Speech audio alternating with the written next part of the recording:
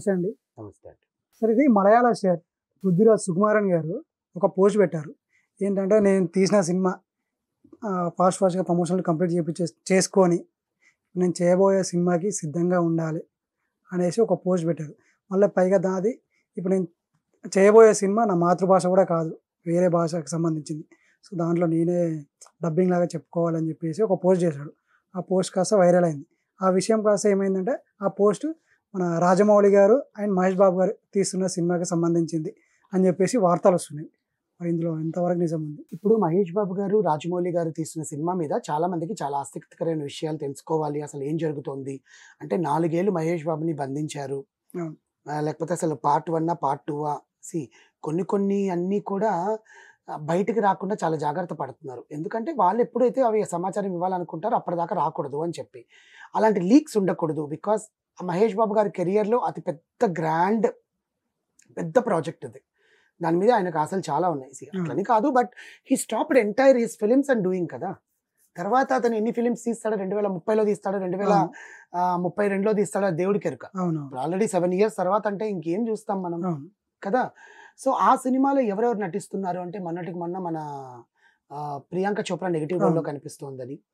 Next Indonesia అమ్మాయి ఒక అమ్మాయిని తీసుకున్నారని. అవును. నిన్నటికి మొన్న నయనతారాని మహేష్ బాబు పక్కన కాస్ట్ చేస్తున్నారు. అవును. ఓకే. నయనతార అనేది ఉండాలి.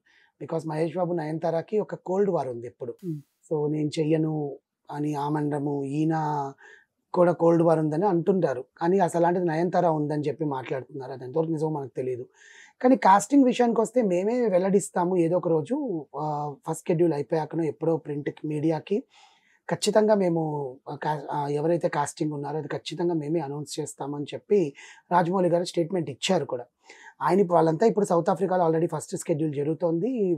వెళ్ళున్నారు అక్కడ అందరికి షెడ్యూల్ జరుగుతోంది. మన ఈ మధ్యనే మహేష్ బాబు గారిని ఒక బల్క్‌లా చూసాము. అవును. ఒక పెద్ద హెయిర్ ఏసుకొని అవునవును. సింహంలాగా అవును. అద్భుతంగా ఉన్నాడనమాట ఆ వీడియోలో. అవును. అలాంటివన్నీ కొన్ని చిన్నవి చూపిస్తున్నాం. అసలు మహేష్ బాబుని గుర్తుపట్టలేకపోయాం అలాంటి అవును. హెయిర్ స్టైల్‌లో ఉన్నారు. అలాంటిది ఆ సినిమాలో పృథ్వీరాజ్ సుకుమారన్ గారు ఉన్నారు. ఎందుకంటే 'సలార్‌లో' పృథ్వీరాజ్ ప్రభాస్‌తో చేశారు. అవును. మహేష్ బాబు పక్కన కూడా కొంచెం బావుంటారు ఆయన చేస్తే అనుకోని రాజమౌళి గారు ఆయన్ని సంప్రదించడం జరిగిందేమో, ఆయన నటిస్తున్నారేమో అని చెప్పి చాలా ఊహాగానాలు నడిచాయి.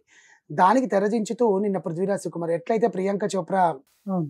కి విపాసన తెరదించిందో, అలాగే పృథ్వీరాజ్ సుకుమారన్ నేనిప్పుడు గబగబా నేను చేస్తున్న 3 సినిమాలకి పోస్ట్ ప్రొడక్షన్ వర్క్ ఆయన ప్రొడక్షన్‌లోనే 2 సినిమాలు జరుగుతున్నాయి. అవును. ఒకటి బయట ప్రొడక్షన్‌లో చేస్తున్నాడు.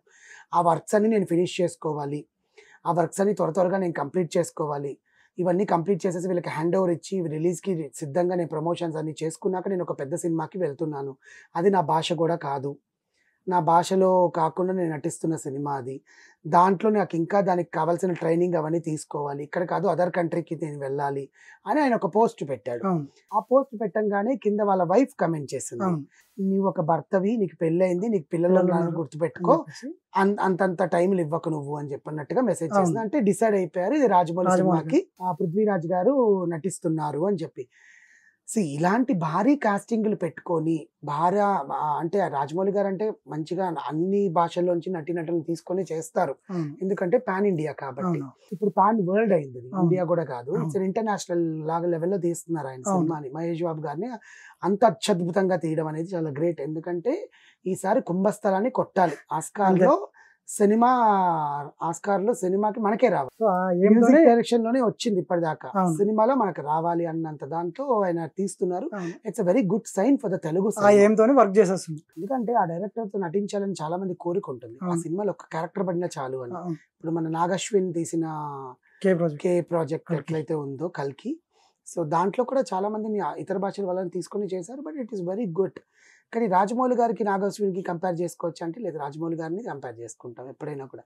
సో, అలాంటిది రాజమౌళి గారి సినిమాలో ఇంతమంది కాస్టింగ్ ఉన్నారా? వీళ్ళు లీక్స్ బయట పెడుతున్నాయంటే లీక్స్ అనేం కాదు. వాళ్ళ ఎక్సైట్‌మెంట్ అది. We are going to work with such a world creator. Okay.